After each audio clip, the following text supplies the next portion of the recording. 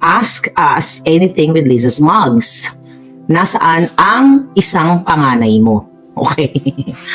So, mga kababayan, ito ay in continuation vlog doon sa kanilang Budol Valentine vlog presentation ni Kuting, yung Ask Us, okay, anything with Butod, okay? Ask Us Anything with Butod and Kuting. So dahil na-booking natin, mga palangga, hi Myla DB. So actually itong mga questions dito, mga kababayan, galing ito mismo sa mga taong kakilala ni Lisa Smugs bago pa sila ni Kuting. Mayaman din ito ang ating puting ahas, galing sa Alta. Okay, galing isa sa mga altahan. Ay, solid Maharlikan ako, pero isolid siyang pakishare yun na to. And sa lahat po ng magpa-follow sa akin, sa naghahanap sa akin sa Facebook, meron tayong Maharlika Network and Boljakan. Later po, andyan pala sa bawat live video natin, nandiyan po yung description at nandiyan under sa description yung mga link. Gusto ko kasing paalalahanan kayo everyday dahil nga inahunting, okay, kayo ni Lisa Smugs, yung mga puting ahas. Inahunting talaga kayo dahil ngayon, sinasama tayo sa budget nila. Budget para patahimikin, budget para sindakin, di ba? Budget para, tugisin kung sino man yung puting ahas. But we won't let up. We're not gonna stop palangga. Alam mo yun?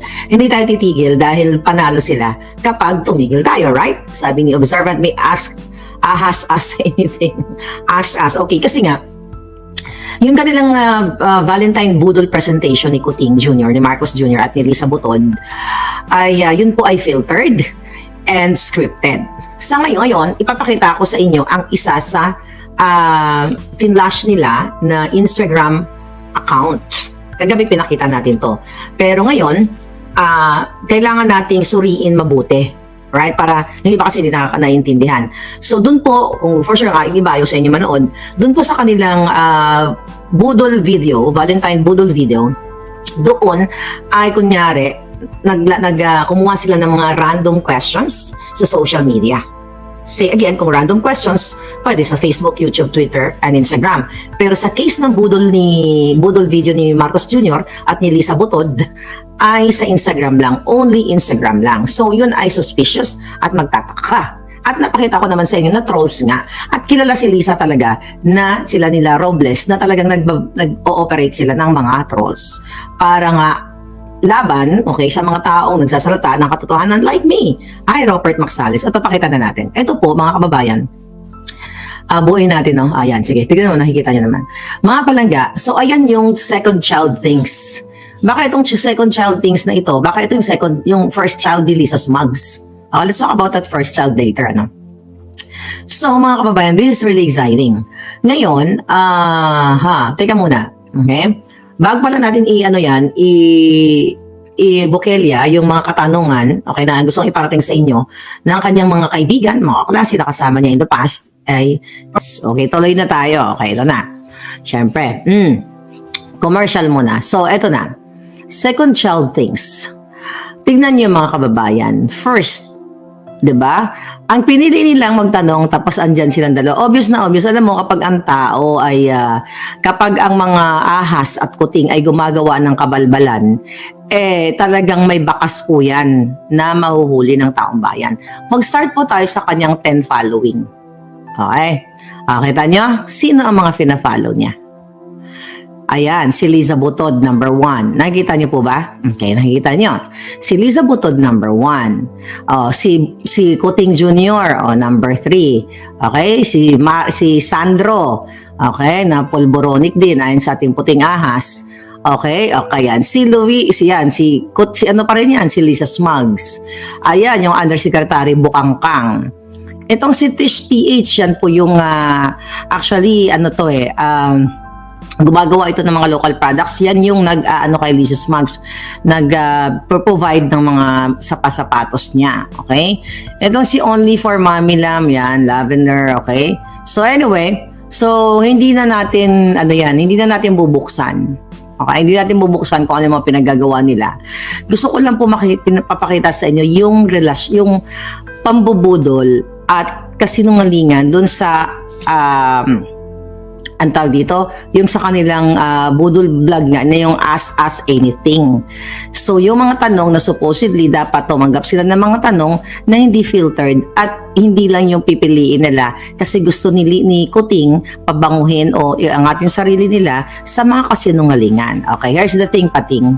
Puntahan naman natin yung followers niya. For sure, yung post niya, ayan. Ayan. Alright? Ayan. Fan account daw yan. Bongbong Alisa fan account. Tignan natin sa followers. Puntahan natin ito. Number 1, nakita nyo? Kiklik mo lang ganyan. 0 post. Yung mga pinapalo niya. So, malinaw pa sa sikat ng araw na itong account na ito, na Second Child Things, ay account yan ng mga taga-PCSO ng Malacanang na ginagamit nilang sa kanilang mga as one of their trolls. Ito, yung iba may mga legit siguro. Itong iba dito, ayan, ito, tignan mo to. 35 followers. Okay, itong isa, 31 followers. Kung pipindutin natin itong mga account nila, makikita mo na sila ay connected kay, ito, Phoenix, 0 followers. Ayan, ito. Tulad nito. Tignan mo yan, Loving the First Lady Luis. Okay, Loving First Lady Luis. Nakita nyo yan?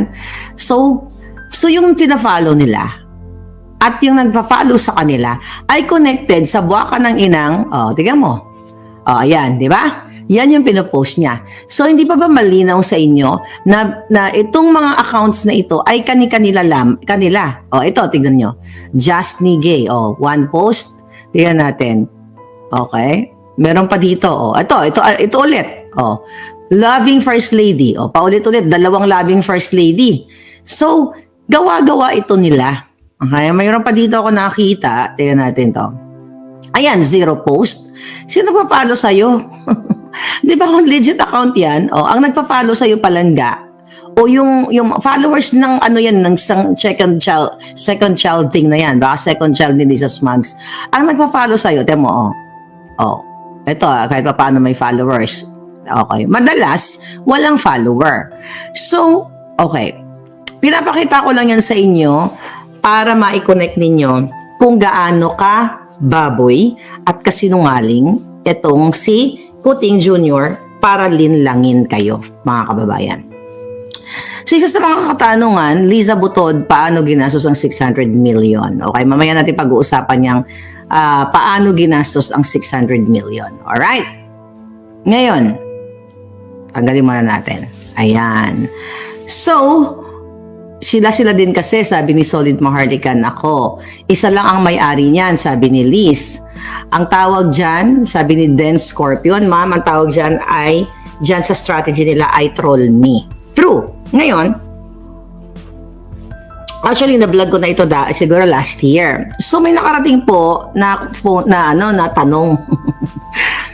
At tanongin natin kay Lisa Smugs at saka kay Lisa Smugs muna tayo tumuto kasi si Kuting, alam na natin na polboronic. So, alos lahat ng kababuyan ni Kuting, alam nyo na. Pero syempre, kailangan natin ulit-ulitin. Mula sa isang kakilala ni Lisa Smugs, okay? Ito po ay kanyang pinapatanong.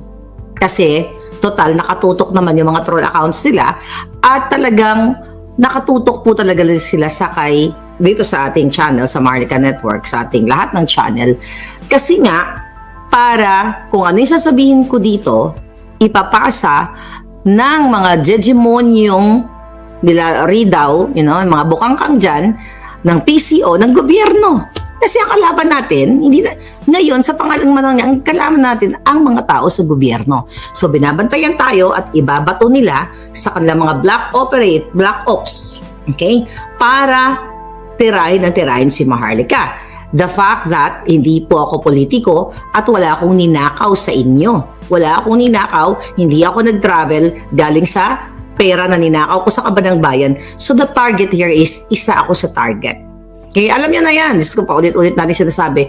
So nag-aabang sila. Ito ang isa katanungan. Liza, sagutin mo to.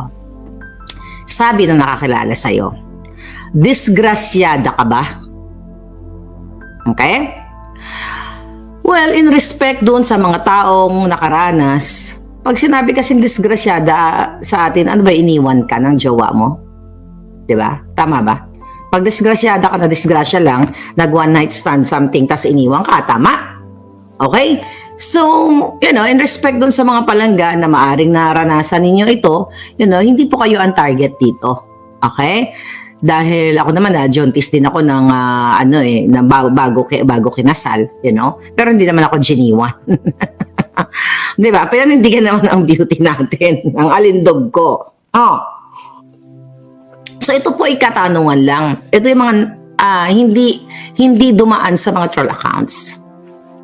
Liza Butod, tanong, disgrasyada ka daw ba? Yan ang tanungin mo, hindi pa tweetams pa ka na akala mo 16 years old, oh, sweet, bongin, puro ganun kang kabigatla mo dyan. Definitely wala nang naniniwala sa inyo. Would you believe, darling, mga palangga?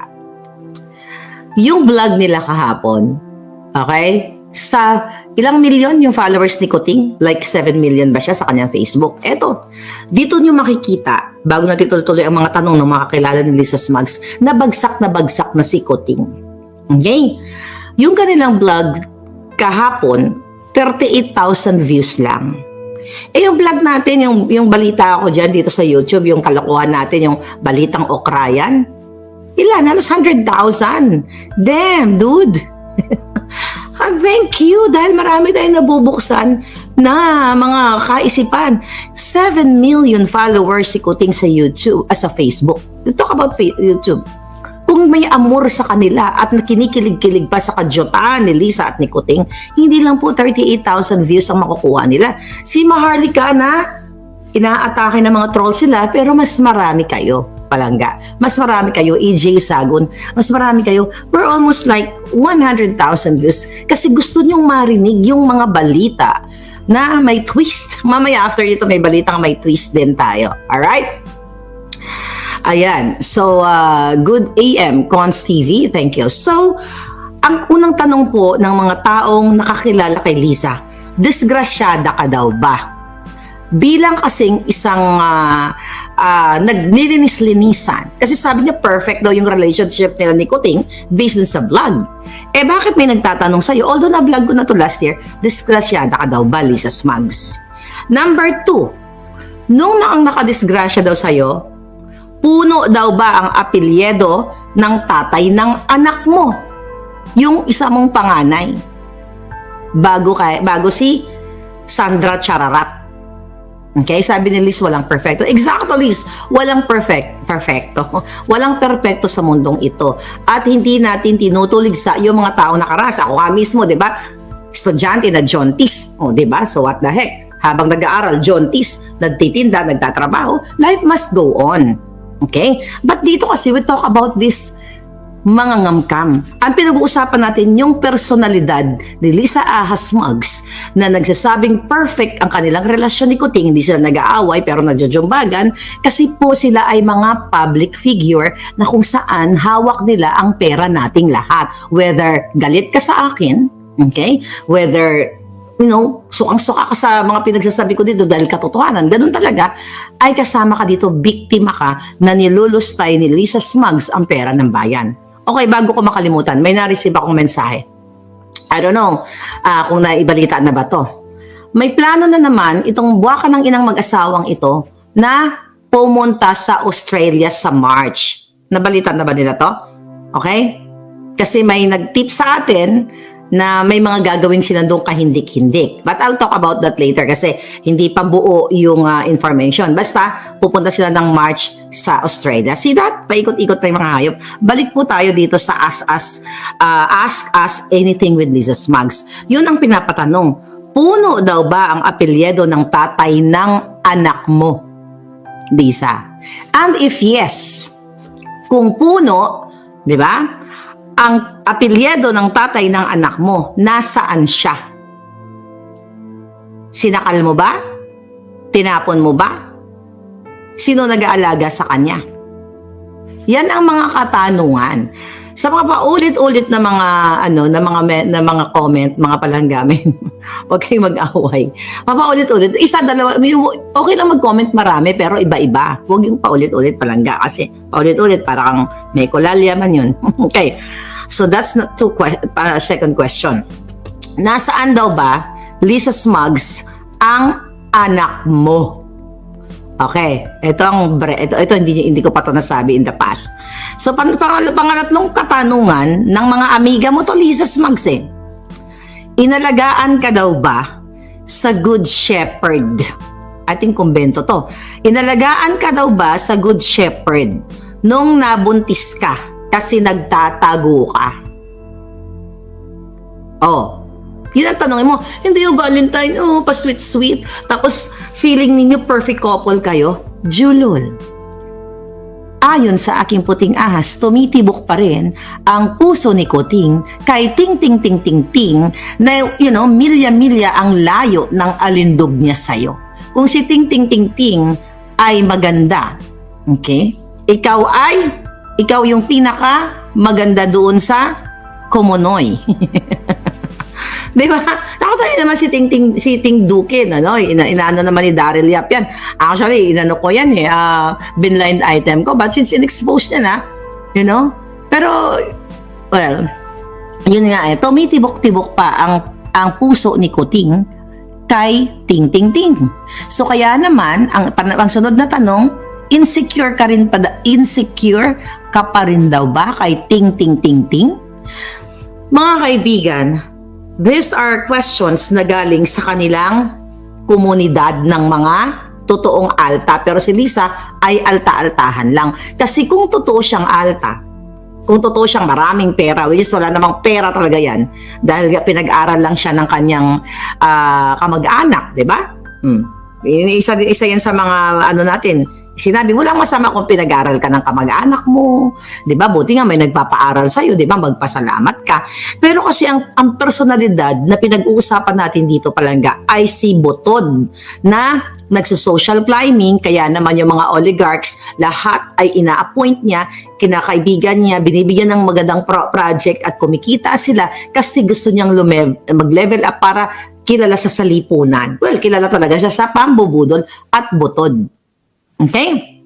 So ngayon, ang question dito, kaya tinatanong, inalagaan ka ba daw ba sa Good Shepherd sa kumbento?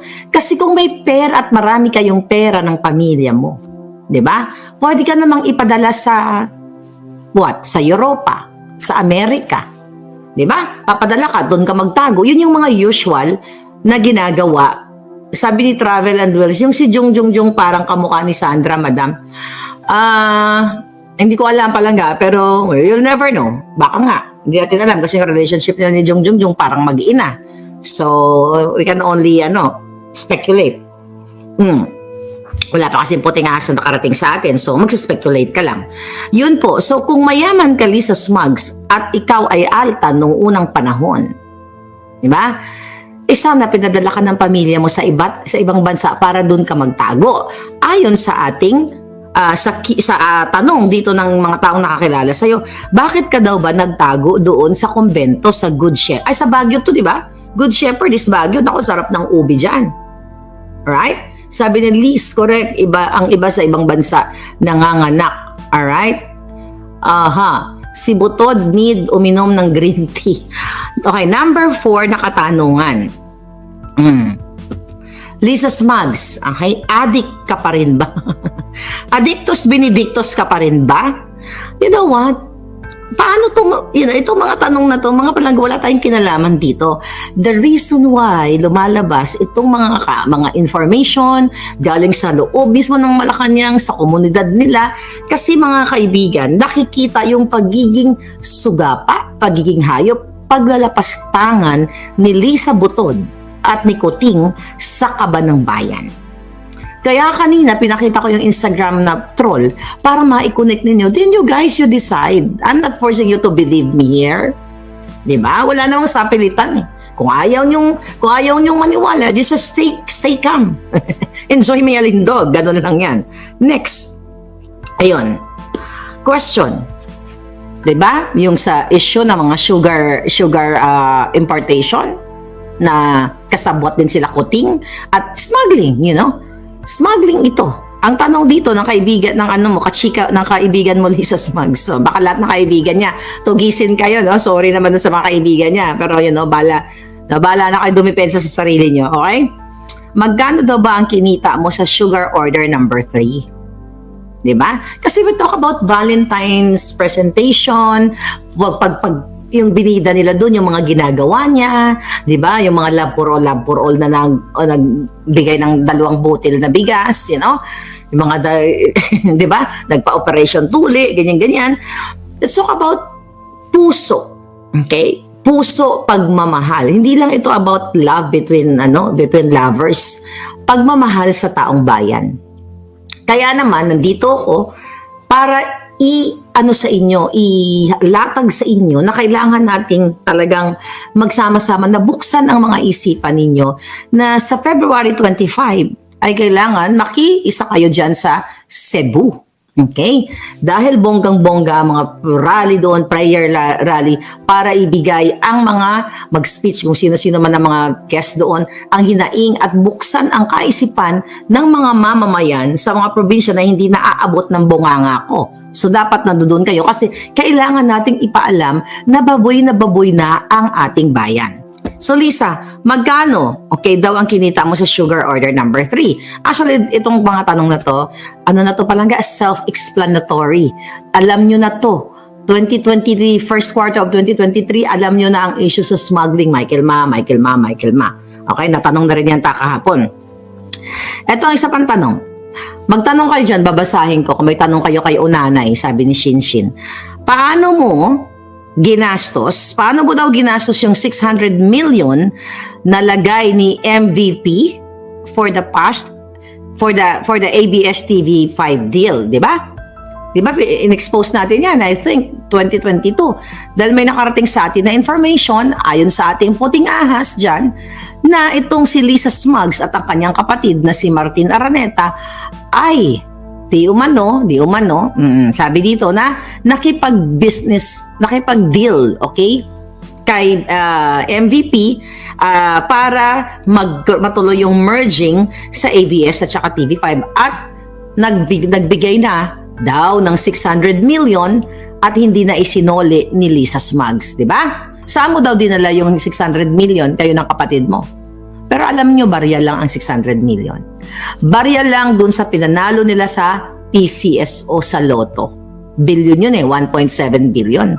Barya lang po itong 600 million na ito doon sa budget. Okay? Diyan na budget pera natin lahat na pinamumudmod ni Sandra Chararat at ni Tambaluslos sa mga kongresista at ang mga nakaw nila. Kasi ang susunod na katanungan, mga kababayan, actually hindi katanungan, sinasabi dito na ang budget for 2024 ay gustong kamkamin ang 60 or not gustong kamkamin ayon sa ating source 60 billion pesos ang nasa mga kamay ni Tambaluslos at ni Sandro. Saan naman ang Pilipino dyan? Kawawang-kawawa naman kayo dyan, mga palangga. 60 billion pesos. Samantalang kayo, tumaas ang kuryente, tumaas lahat. Ni 1,000 yata, wala kayo sa inyong mga wallet, yung iba, na nagikaos. Pero sila, 60 billion pesos. At pera ito ng bayan, mga palangga. Kaya ito nga episode natin na mga patwitams nila nitong vlog nilang Kaletsyan. Ito po ay cover up, pagtakpan ang tunay na nararanasan ninyo. Tunay na napaghihinagpis ng Pilipino. Kaya dapat sagutin mo to, Lisa Smugs, hindi galing dyan sa troll account mo. Yung second child things, di ba? Second child things, ito ba yung anak mo kay Puno? Oh, yun ang tanong ng kaibigan mo. Di ba? Ito yung tanong ng kaibigan mo. Okay. Ang sabi pa sa akin, ito ng aking ng ating source, Miss Marica, stay strong. Dahil ito, lalong nagre-recruit, okay? Ang Malacanang, okay? Ang gobyerno sa TikTok, okay? Pinupondohan ang mga kabataan para po kontrahin ang inyong mga vlogs laban sa mag-asawang Kuting at Ahas. See that? Bakit ito, you open your mind, bakit ako ang target ng trolls? Bakit? Di ba dapat pag vlogger ka, if you're really fighting for the truth, fighting for your people, fighting para mabangon ang Pilipinas. Tanong bago ka mag-ulat o bago ka magdakdak, ilagay ko yung mukha ni Marlica para magka-views ako. So number one, yun talaga yung purpose nyo. So yung iba, hindi naman talaga sila nagbablog dahil mahal nila yung bayan at gusto nilang mabago ang bulok na sistema. Okay? Yung iba nagbablog lang para gusto magka-views at maintindihan mo, para kumita ng pera. Ang hirap ng pera sa Pilipinas. So, ang pinaka-easy target ay ako, lagay yung mukha ko kasi maingay. Siyempre, mga palangga ko, si palangga, nandito na naman sa thumbnail. So, itong mga palangga ko, nagre-report sa akin, andito ka na sa ko, ignore. Forget about that. I don't have time for them. Okay? So, ngayon, itong ginagawa nila ngayon, papalakasin nila, Miss Maharlika, nag-hire sila ng bagong firm, Black Ops firm. Actually, kilala ko hindi ko kilala, may nakarating sa akin, pero tignan natin kung hanggang saan tong taong ito. Okay, hanggang saan tong gagawin niyang Black Ops. Pero mga palangga, ano bang mawawala sa kay Maharlika? Kahit lagyan niyo ako ng sungay, papangitin niyo ko, di ba? Ang importante, sa totoo, pag nasa vlog ko ako, ito yung alindog ko. Kahit lagyan tayo ng musing, lahat kung ano-ano, di ba? Ang importante, nasa panig tayo ng katotohanan. Bakit ba nagsispend si Liza Butod sa mga trolls? Hindi ba nakakatawa sila? They're sore losers. Ang isang Maharlika o iba pang mga nagbablog, diba? Katulad ni General Macanas na tinarget din ng PNP chief na kinasuhan. Diba? Lahat kami gusto lang kasuhan. Bring it on! Bring it on, baby! Oh, Lisa, bring it on! Alam mo, atrasan ka ng isang dugong Maharlika? Ngayon, dito target nila tayo kasi nga effective. Imagine, mga kababayan, kung hindi confirm ng Pangulong Duterte yung tungkol sa pulburon, sabihin Maharlika, di ba? Hindi fake news niyan. Tapos, remember na nagpa-interview si Pangulong Duterte doon sa Davao din. Tapos, sinanong siya sa pulburon, hindi pa niya talaga inamin. Sabi ni Pangulong Duterte, ay nagpulburon man marami man nagpulburon dyan. Pero hindi niya sinabi doon sa interview na yon na si Kuting talaga, si Kuting nagpupulburon. But doon sa Davao Rally, na maaaring na-witness natin lahat yun, talagang buong mundo nakikinig kay Pangulong Duterte na confirm na siya ay pulburonic. So syempre, ang alindog natin dyan, natutuwa kayo dahil hindi naman ako manghuhula. Hindi man ako si Madam Oring. Hindi ko naman pwedeng hulaan yung mga nangyayari sa kababuyan nitong Liza at Butod. Ito po ay mga frustrations ng mga taos from different agencies na nakikita nila na kung paano kinakamkam, paano tinatransport ang pera ninyo, paano pinapanalo ang mga kaibigan, kamag-anak nila sa loto. Diba? So ngayon, mga kababayan, so ito yung dapat natitignan ninyo. Dahil kung walang saysay, okay, yung ating ang ating pinagsasabi, mga kababayan, hindi tayo papansinin. Okay? Hindi pa tayo papansinin ng ating mga palangga. I-ignore tayo kung walang sense. But definitely, ang mga pinagsasabi natin dito ay mayroong saysay at nagiging balita. So, ngayon, dito sa budget na 60 million, Miss Maharlika, okay, for your information, this 2024, ayan, grabe, galing to sa loob ng Congress, combined, okay, budget for Sandro and Tambaluslos for this year is a whooping, sabi niya, hold your breath, 60 billion. So sabi dito, tiban-tiba na naman si Charis at si Yeye Bonel. Okay? Yung kanyang chief of staff. Okay? Baka si Sandro na ang mamumudmud ng Rolex watch. Okay? Hindi na siya tatanggap ng, tumatanggap pa rin ng bribe, di ba? Si Sandro na ang mamumudmud ng kahit ilang Rolex watch sa 60 billion. Okay? So ngayon, Liza, sagutin mo ang tanong. Nagpaalaga ka daw ba sa madre? Nagpaalaga ka daw ba sa mga madre nung ikaw ay nadyuntis? Ay, nako, mga palaga. Hi, Liz. How are you doing? Ngayon, mga kababayan, yung filtered na yon, filtered vlog nila Lisa, okay, ay malinaw na isang cover up.